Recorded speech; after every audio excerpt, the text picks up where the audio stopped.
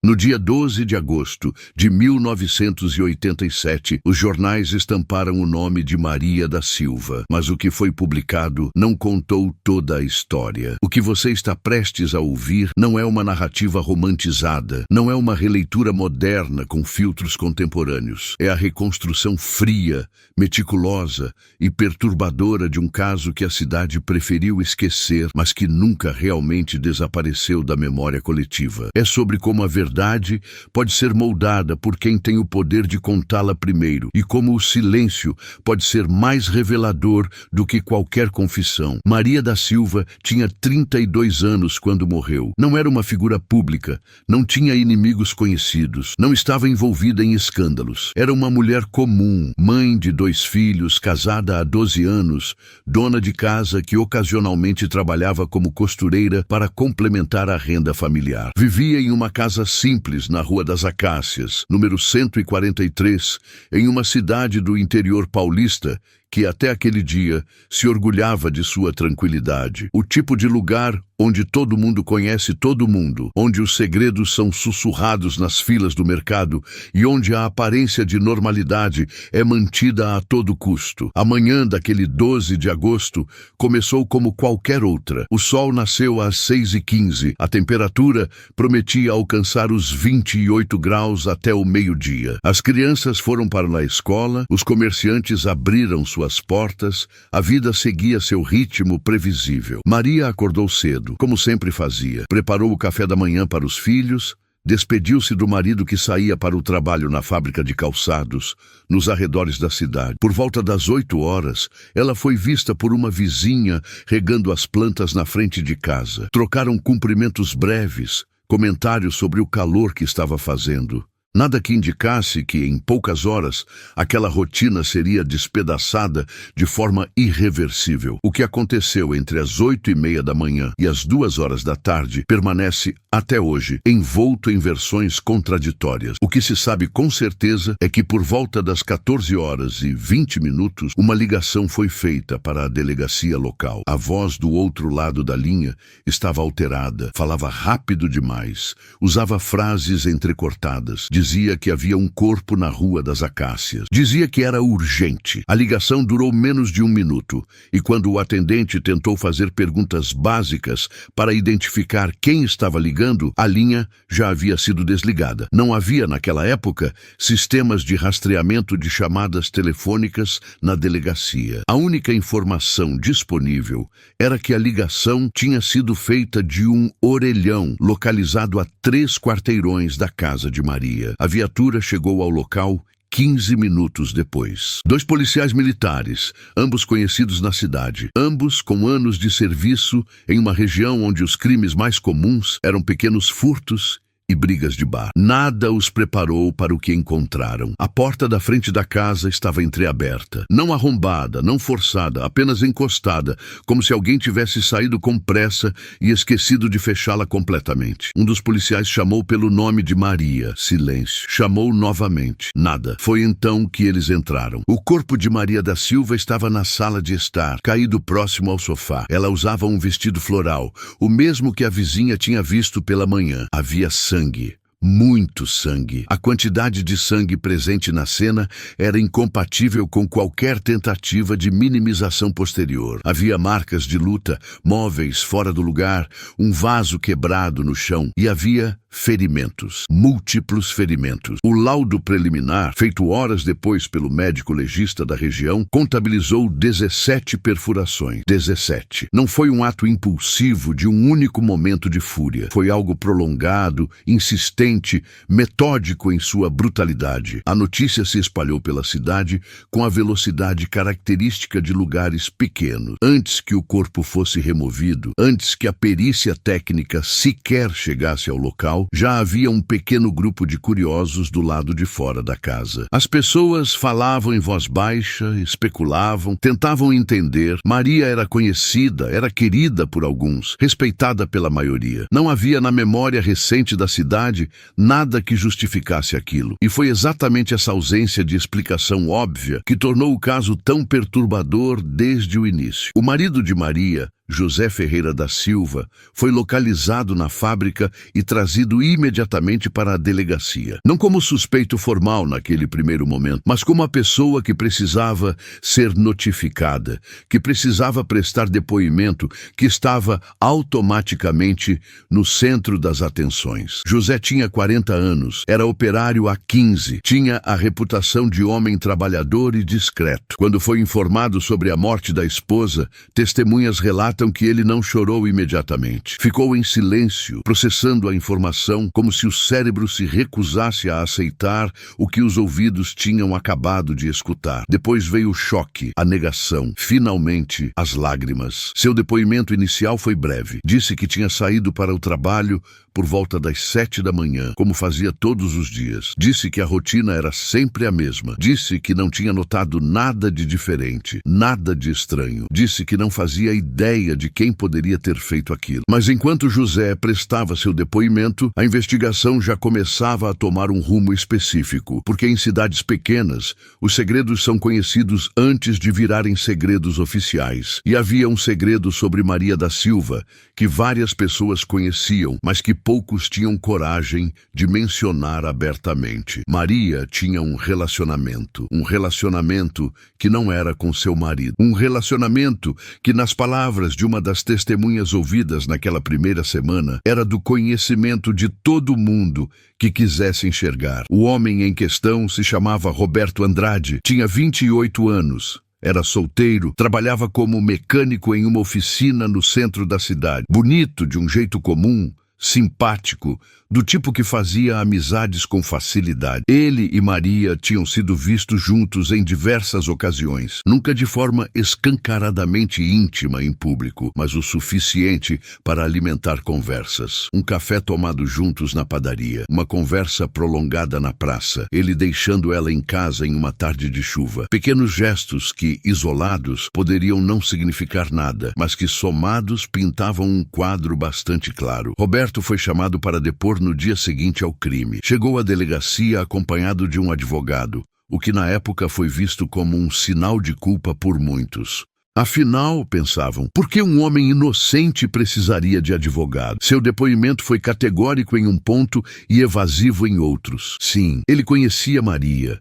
Sim, eles tinham uma relação de amizade. Não, ele não sabia de nada sobre a morte dela até ouvir os comentários na cidade. Não, ele não tinha estado na casa dela naquela manhã. Não, ele não tinha nada a esconder. Quando perguntado diretamente sobre a natureza da relação dele com Maria, ele pausou. Foi uma pausa longa o suficiente para ser notada, curta o suficiente para não ser oficialmente registrada como hesitação suspeita. Depois disse que eram amigos. Apenas isso, e que qualquer coisa além disso eram fofocas de cidade pequena. Mas as fofocas de cidade pequena raramente são apenas fofocas, e uma testemunha específica mudou completamente a direção da investigação. Dona Eunice, uma senhora de 60 e poucos anos que morava 2 casas abaixo da residência de Maria, procurou a polícia 3 dias após o crime. Disse que tinha informações importantes, mas que tinha medo de falar. Medo do quê? Nunca ficou totalmente esclarecido. Medo de retaliação,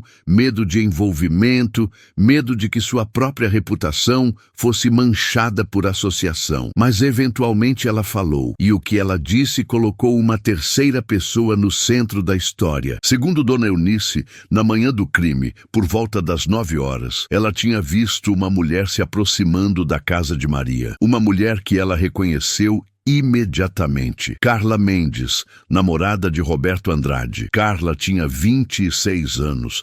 Trabalhava como balconista em uma loja de tecidos. Era descrita por quem a conhecia como quieta, reservada, do tipo que não se metia em confusão. Mas Dona Eunice disse que naquela manhã Carla não parecia ela mesma. Andava rápido, com determinação, olhava para os lados como se verificasse se estava sendo observada. Bateu na porta da casa de Maria. A porta se abriu. Carla entrou. E Dona Eunice, que tinha outros afazeres, não ficou ali observando para ver quando Carla saiu ou quanto tempo ela permaneceu dentro da casa. Quando confrontada com essa informação, investigação, Carla inicialmente negou tudo. Disse que não tinha estado na casa de Maria naquele dia. Disse que não tinha motivo para estar lá. Disse que Dona Eunice devia estar confundindo as datas ou as pessoas. Mas quando informada de que havia outras testemunhas que também tinham visto alguém correspondente à sua descrição nas proximidades da casa de Maria naquela manhã, algo mudou. Carla pediu para falar com um advogado, pediu tempo para pensar e depois, em um segundo depoimento realizado uma semana após o crime, ela mudou completamente sua versão. Sim, ela tinha estado na casa de Maria naquela manhã. Sim, ela sabia sobre o relacionamento entre Maria e Roberto. Tinha descoberto semanas antes,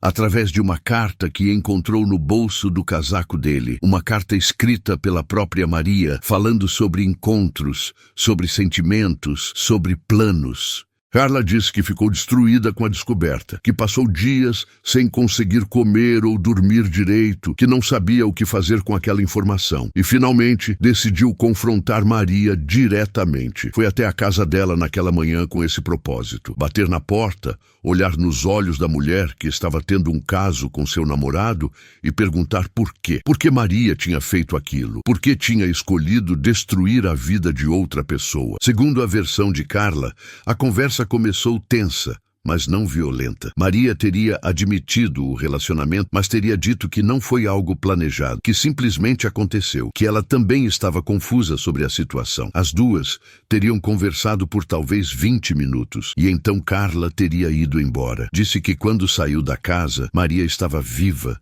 estava bem, estava em pé na sala. Disse que não houve agressão física, não houve ameaças, não houve nada além de palavras. Mas a cronologia não batia. Se Carla tinha saído da casa por volta das 9h30 da manhã e o corpo de Maria foi encontrado às 14h20, o que tinha acontecido naquelas quase 5 horas? Quem mais tinha entrado naquela casa? E por que Carla, se realmente não tinha nada a esconder, tinha mentido inicialmente sobre ter estado lá? A investigação começou a apertar o cerco. A faca usada no crime foi encontrada em um terreno baldio a 6 quarteirões da casa de Maria, jogada entre o mato. Era uma faca comum de cozinha, do tipo que poderia ser encontrada em qualquer casa. Não tinha digitais úteis, tinha sido evidentemente limpa, mas testes preliminares confirmaram a presença de sangue compatível com o tipo sanguíneo de Maria. A arma do crime estava identificada, mas sua origem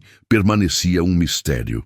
Não era da casa de Maria. Todas as facas da cozinha dela foram contabilizadas. Não foi encontrada uma faca correspondente na casa de Carla durante uma busca autorizada. De onde tinha vindo aquela arma? Roberto, pressionado novamente, admitiu finalmente a extensão de seu relacionamento com Maria. Disse que tinha começado 6 meses antes, de forma casual, sem que nenhum dos dois planejasse. Disse que Maria estava infeliz no casamento, que José era um homem fechado, que trabalhava demais e praticamente não conversava com ela. Disse que ele próprio estava começando a questionar seu relacionamento com Carla, que sentia que faltava algo, que estava em um momento de vida onde não sabia exatamente o que queria. Disse que o que ele e Maria tinham não era sórdido, não era apenas físico, era uma conexão real. Mas quando perguntado onde ele estava na manhã do crime, sua resposta foi vaga. Disse que tinha ido trabalhar, como sempre, mas colegas da oficina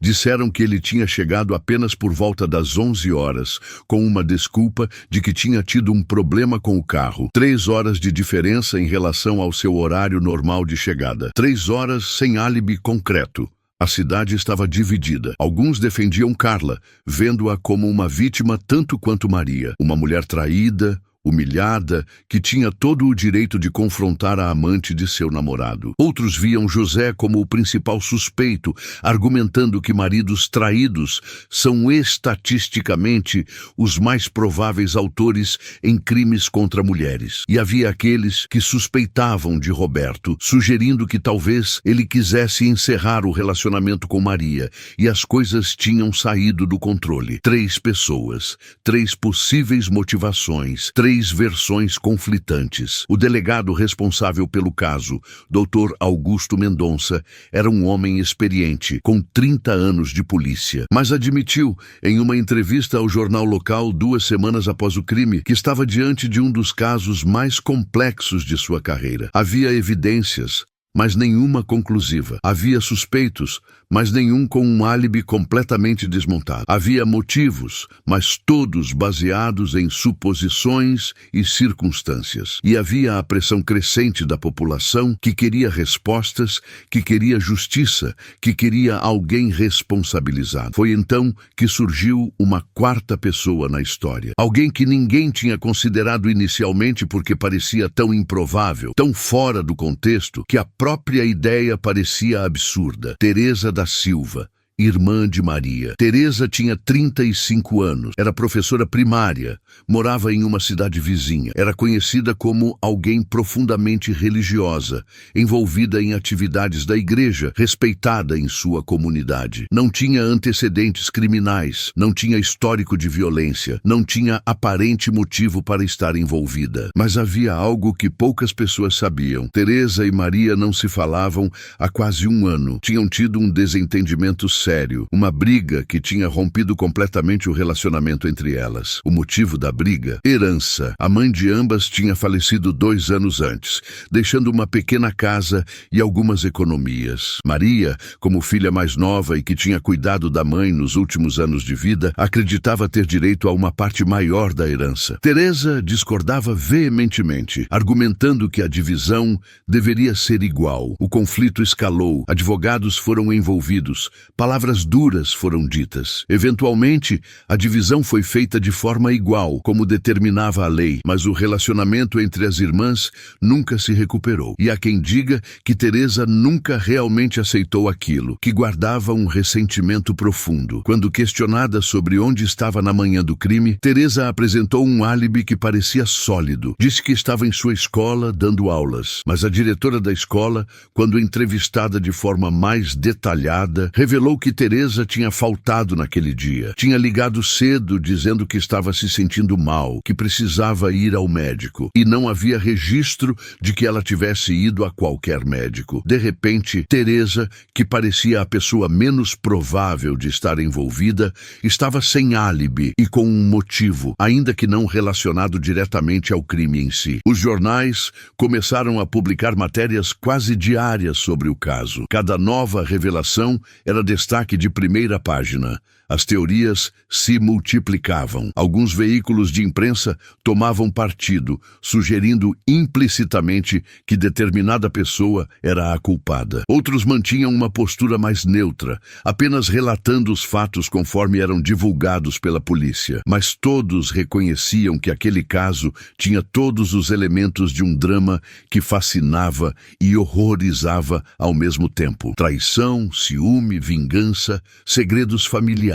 Era como se a vida privada de uma família comum tivesse sido rasgada ao meio e exposta para que todos pudessem examinar suas entranhas. 3 semanas após o crime, a polícia prendeu Carla Mendes. A acusação formal era de homicídio qualificado por motivo fútil e uso de recurso que dificultou a defesa da vítima. A promotoria argumentava que Carla tinha ido à casa de Maria com a intenção premeditada de matá-la, que havia levado a faca consigo, que a conversa inicial era apenas uma encenação para pegar Maria desprevenida. As evidências apresentadas incluíam o depoimento de Dona Eunice sobre ter visto Carla entrando na casa, a admissão da própria Carla de que esteve no local, e o fato de que ela tinha mentido inicialmente sobre isso. Além disso, havia um motivo claro, o ciúme devastador causado pela traição. Mas a defesa de Carla apresentou uma versão completamente diferente. Argumentava que Carla tinha de fato estado na casa de Maria, tinha de fato confrontado ela sobre o relacionamento com Roberto, mas tinha saído pacificamente, que o verdadeiro assassino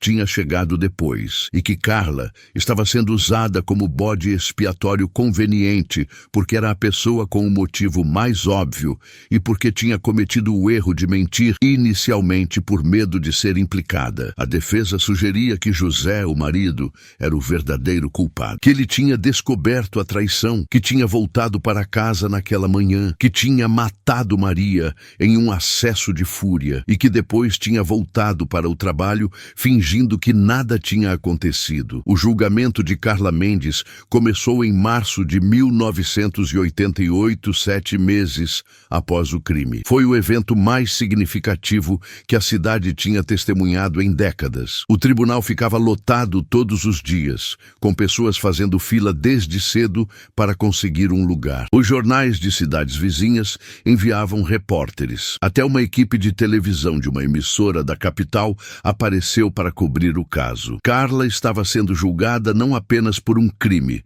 mas simbolicamente por tudo que a sociedade daquela época pensava sobre mulheres, traição, ciúme e vingança. Durante o julgamento, detalhes perturbadores emergiram. O laudo do Instituto Médico Legal, lido em voz alta no tribunal, descrevia cada ferimento com precisão clínica. 17 perfurações, a maioria concentrada no tronco e no pescoço, algumas superficiais, outras profundas. O padrão sugeria fúria, mas também hesitação, como se a pessoa que empunhava a faca tivesse pausado várias vezes, reconsiderado e depois continuado. Havia ferimentos defensivos nas mãos de Maria, indicando que ela tinha tentado se proteger, tinha lutado pela vida. O tempo estimado de morte era entre 9h30 e 11h da manhã, baseado na temperatura corporal e no estado de rigor mortis, quando o corpo foi encontrado. A promotoria trouxe testemunhas que descreveram Carla como uma pessoa ciumenta, possessiva em relação a Roberto. Uma amiga dela testemunhou que Carla tinha dito,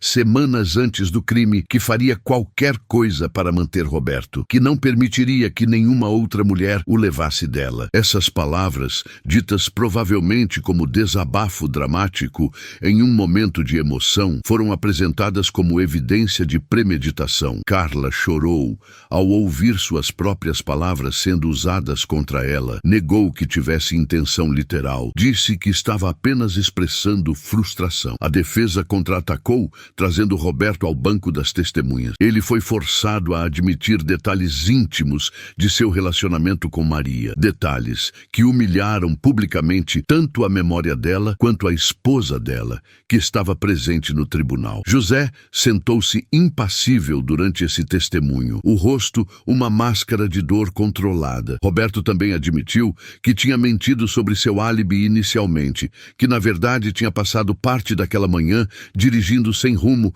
tentando decidir o que fazer sobre sua situação com Maria e Carla. Disse que estava em crise, que não conseguia pensar direito. A defesa sugeriu que Roberto, na verdade, poderia ter ido até a casa de Maria, que poderiam ter discutido, que as coisas poderiam ter saído do controle, mas não havia evidências físicas ligando Roberto ao crime. Suas roupas daquele dia foram examinadas, não havia sangue. Seu carro foi vistoriado. Nada foi encontrado. E várias testemunhas confirmaram que ele estava na oficina a partir das 11h, trabalhando normalmente, sem sinais de agitação extrema ou de alguém que tivesse acabado de cometer um assassinato brutal. Teresa, a irmã de Maria, também foi chamada para testemunhar. Ela admitiu o desentendimento sobre a herança, admitiu que não estava onde disse que estava na manhã do crime, mas apresentou uma explicação alternativa. Disse que tinha faltado ao trabalho porque estava emocionalmente abalada, que tinha passado a manhã dirigindo, pensando sobre o relacionamento rompido com a irmã, considerando se deveria tentar uma reconciliação. Disse que não tinha ido a nenhum médico porque não estava realmente doente e que tinha mentido para a escola porque era mais fácil do que explicar que estava tendo uma crise emocional. Quando perguntada diretamente se tinha matado sua irmã, ela olhou diretamente para o júri e disse não. decisão com uma convicção que era difícil de ignorar. José, o marido, testemunhou por último entre os principais envolvidos. Seu depoimento foi talvez o mais comovente do julgamento inteiro. Ele falou sobre seu casamento com Maria, sobre como eles tinham se conhecido ainda jovens, como tinham construído uma vida juntos. Admitiu que talvez não tivesse sido o marido mais atencioso, que o trabalho o consumia, que ele era do tipo que demonstrava amor através de ações práticas em vez de palavras românticas. Chorou ao falar sobre os filhos, sobre como eles tinham perdido a mãe e como ele tentava ser forte por eles. E quando perguntado se sabia sobre o relacionamento de Maria com Roberto antes do crime, ele pausou por um longo momento antes de responder. Ele disse que suspeitava, que tinha notado mudanças sutis em Maria nos meses anteriores, que ela parecia mais distante, mais distraída, que havia noites em que ele acordava e ela não estava na cama, estava apenas sentada na cozinha, olhando para o nada. Mas ele disse que não tinha certeza e que talvez não quisesse ter certeza, porque enquanto não confrontasse, poderia fingir que estava tudo bem, poderia manter a aparência de família normal. E foi essa admissão vulnerável que criou um momento de humanidade rara no tribunal. Aqui estava um homem que tinha perdido a esposa da pior forma possível, cuja vida privada estava sendo dissecada publicamente e que ainda assim mantinha uma dignidade quebrada. O julgamento durou 3 semanas. As deliberações do júri levaram 8 horas. Quando o veredito foi lido, o silêncio no tribunal era absoluto. Carla Mendes foi considerada culpada de homicídio qualificado. A sentença foi de 18 anos de prisão. Ela desabou ao ouvir o veredicto, precisou ser amparada por guardas. Seu advogado imediatamente anunciou que apelaria da decisão, mas para a maior parte da população da cidade, justiça tinha sido feita. A mulher ciumenta que matou a amante do namorado tinha sido punida, mas havia detalhes que não se encaixavam perfeitamente. A faca nunca foi definitivamente ligada a Carla. Não foram encontradas impressões digitais dela na casa de Maria, além da maçaneta da porta, o que era consistente com sua versão de que tinha apenas conversado e saído. Não havia testemunhas que a colocassem na cena do crime após as 9:30 da manhã. E havia aquele intervalo de tempo, aquelas horas entre sua suposta saída e a descoberta do corpo, onde qualquer pessoa poderia ter entrado naquela casa com a porta destrancada. Nos anos que se seguiram, surgiram outras informações que nunca foram amplamente divulgadas. Um morador de rua que ocasionalmente dormia em um prédio abandonado próximo à Rua das Acácias disse que tinha visto um carro estacionado em frente à casa de Maria por volta das 10 horas daquela manhã. Descreveu o carro como sendo escuro, talvez azul ou preto. José dirigia um carro azul escuro, mas Roberto também tinha acesso a um carro de cor similar da oficina. E Teresa, quando dirigiu até a cidade naquele dia, se é que realmente dirigiu, estava em um carro cinza que poderia parecer azul dependendo da luz. O testemunho do morador nunca foi considerado confiável o suficiente para ser apresentado no julgamento, mas estava nos arquivos. Uma antiga funcionária da loja onde Carla trabalhava revelou, anos depois, que Carla tinha comentado na semana anterior ao crime que estava pensando em terminar com Roberto, que estava cansada da instabilidade dele, da sensação de que ele nunca seria totalmente dela. Se isso era verdade, seria Carla capaz de matar por um homem que ela mesma estava considerando deixar? Ou o descobrimento da traição tinha mudado tudo, transformando considerações racionais em fúria irracional? Um antigo colega de José da Fábrica disse, em uma conversa de bar anos mais tarde, que José tinha chegado no trabalho naquele dia com arranhões no braço. Quando perguntado sobre eles, José disse que tinha se machucado mexendo com ferramentas em casa, mas Maria tinha lutado, tinha ferimentos defensivos, poderia ter arranhado seu atacante. Esse detalhe nunca foi oficialmente investigado, porque ninguém olhou para os braços de José naquele dia. A apelação de Carla foi negada. Ela cumpriu 13 anos de prisão antes de ser liberada por bom comportamento Em 2001, quando saiu, era uma mulher diferente. Os anos na prisão tinham envelhecido ela prematuramente, tinham endurecido sua expressão, tinham apagado qualquer traço da jovem balconista que um dia foi. Ela se mudou para outro estado, mudou de nome, tentou reconstruir uma vida longe da cidade que a tinha condenado. Em uma das raríssimas entrevistas que deu, anos depois de sua libertação, ela manteve sua versão original. Disse que confrontou Maria, disse que conversaram, disse que saiu, disse que não matou ninguém e disse que sabia que ninguém acreditaria nela, que já tinha aceitado que morreria sendo vista como uma assassina, mas que ela sabia a verdade. Roberto nunca se recuperou completamente do escândalo.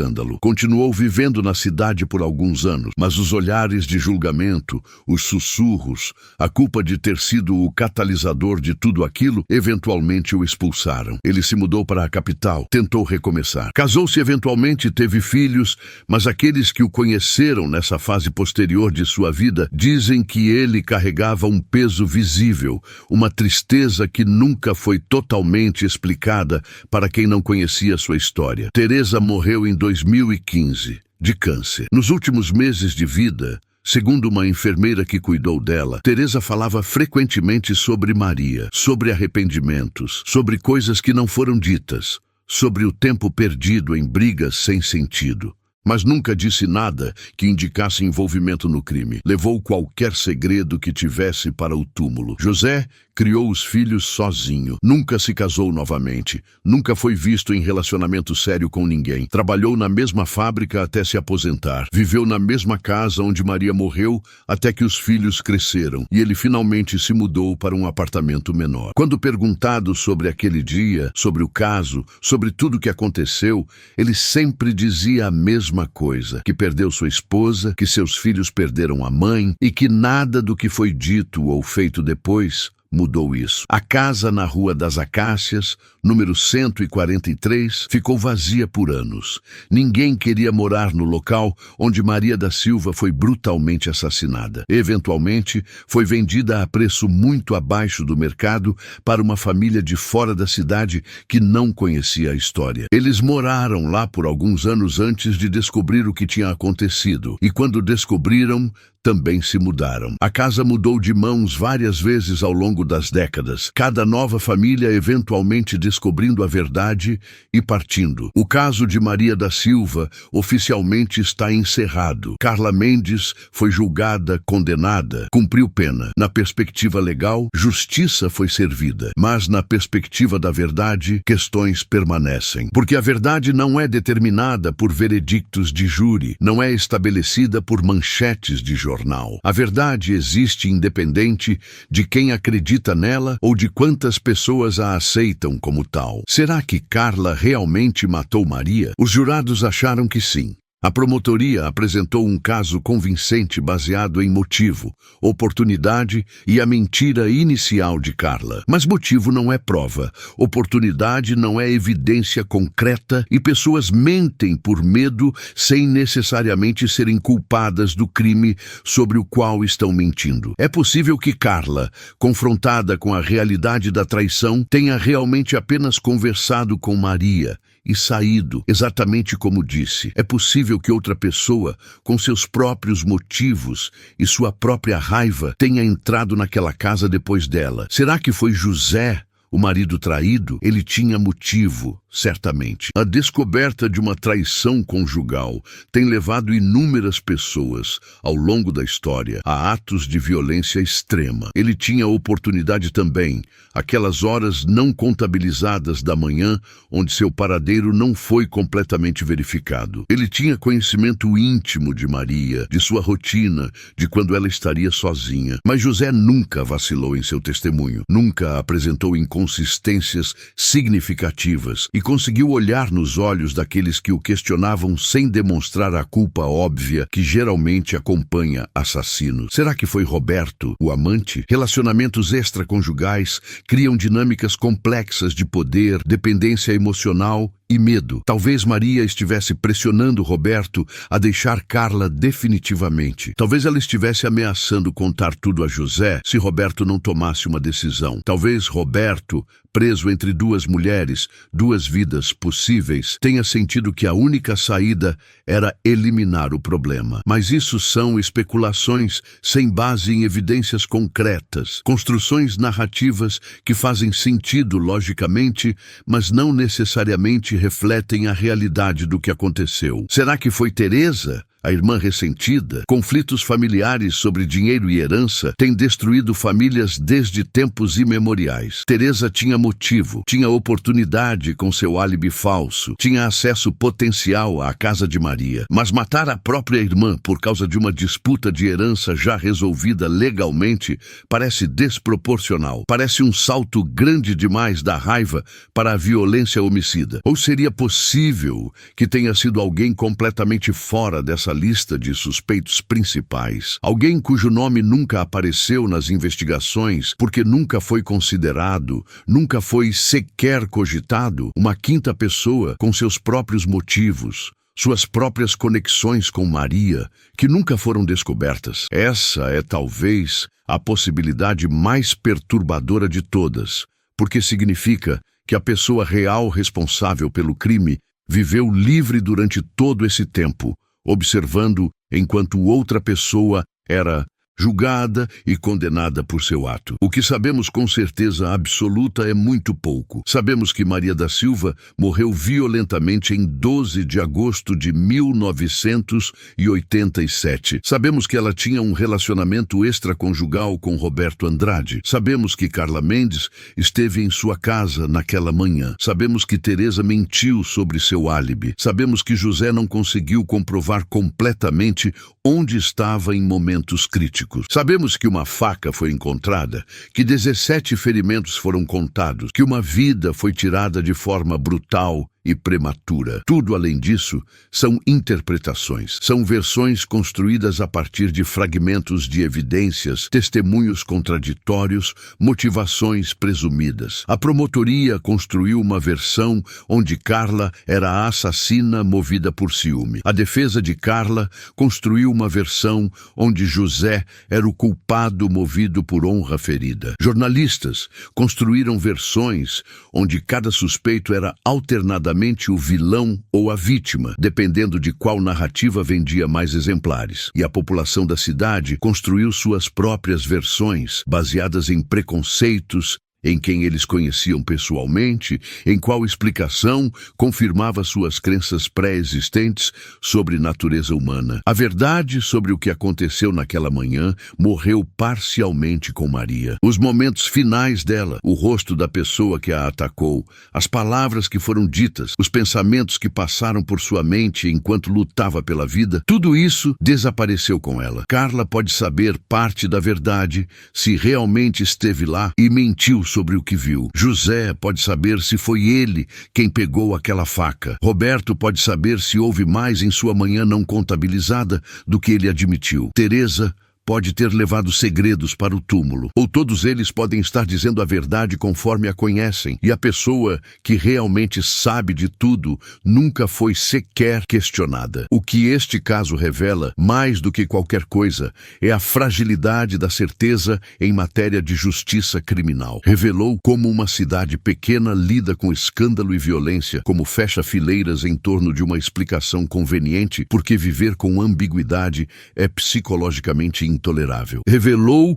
como a imprensa pode moldar percepções, como cada nova manchete adiciona camadas de interpretação que eventualmente se tornam inseparáveis dos fatos reais. Revelou como o sistema de justiça, mesmo funcionando dentro de suas regras e procedimentos, pode produzir um veredicto sem necessariamente produzir verdade. Décadas depois, aqueles que se lembram do caso ainda debatem sobre ele, em bares da cidade, em em reuniões de família, em conversas casuais, quando o assunto de crimes locais surge. Alguns defendem a condenação de Carla com a mesma certeza de 1988. Outros questionam, apontam para as inconsistências, para as perguntas que nunca foram adequadamente respondidas. E outros ainda simplesmente balançam a cabeça, reconhecendo que nunca saberão realmente o que aconteceu e que talvez seja melhor assim. Maria da Silva se tornou mais do que uma pessoa que viveu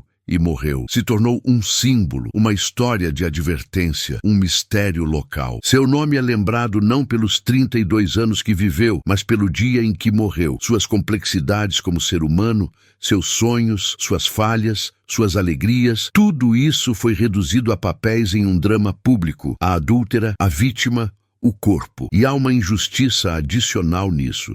Nessa redução de uma vida inteira a um único evento, por mais traumático que esse evento tenha sido. Os filhos de Maria cresceram sem mãe, criados por um pai que fez o melhor que podia, enquanto carregava seu próprio trauma. Eles ouviram versões múltiplas do que aconteceu, versões que se contradiziam, e eventualmente tiveram que decidir por si mesmos em que acreditar. Ambos deixaram a cidade assim que puderam, buscando vidas em lugares onde não eram conhecidos como os filhos da mulher assassinada, onde podiam ser apenas eles mesmos. A geração mais jovem da cidade, aqueles que nasceram depois do crime ou eram muito pequenos para se lembrar, conhecem o caso apenas através de histórias. E como todas as histórias passadas oralmente, ela foi modificada, dramatizada, simplificada. Detalhes foram adicionados que nunca estavam nos registros originais. Motivações foram atribuídas que nunca foram confirmadas. A história real, complexa e ambígua, foi gradualmente substituída por uma versão mais limpa, mais narrativamente satisfatória, onde há claramente mocinhos e vilões, vítimas e perpetradores. Mas a versão limpa não é a verdadeira. A verdade é bagunçada. É feita de contradições, de evidências inconclusivas, de pessoas que mentem por razões que não têm nada a ver com culpa, de motivos misturados onde ciúme se encontra com amor, onde raiva convive com arrependimento. A verdade é que várias pessoas naquela história tinham razões para querer Maria morta, ou pelo menos para confrontá-la violentamente. E várias pessoas estavam em posições onde poderiam ter feito isso. E o sistema de justiça, que precisa de certeza para funcionar, que precisa de veredictos e sentenças, escolheu uma dessas pessoas e decidiu que ela era a culpada. Talvez Carla realmente seja culpada. Talvez o júri tenha acertado, talvez a promotoria tenha apresentado o caso correto, talvez ela tenha passado aqueles anos na prisão justamente porque cometeu o crime, mas talvez não. E essa possibilidade, essa incerteza fundamental, é o que torna o caso de Maria da Silva tão perturbador até hoje. Porque se Carla não foi a assassina, então a pessoa que foi nunca pagou pelo crime. Está por aí, vivendo sua vida, envelhecendo, talvez carregando culpa, talvez tendo racionalizado o ato de forma que consiga dormir à noite. E se Carla foi a assassina, ela cumpriu sua pena, pagou sua dívida com a sociedade nos termos legais, mas carrega para sempre a marca de ter tirado uma vida. Não há final satisfatório para esta história. Não há momento de revelação onde todas as peças se encaixam perfeitamente e a verdade emerge cristalina. O que há é um registro de um crime, uma investigação que seguiu os procedimentos da época, um julgamento que aplicou a lei conforme existia e um veredicto que refletiu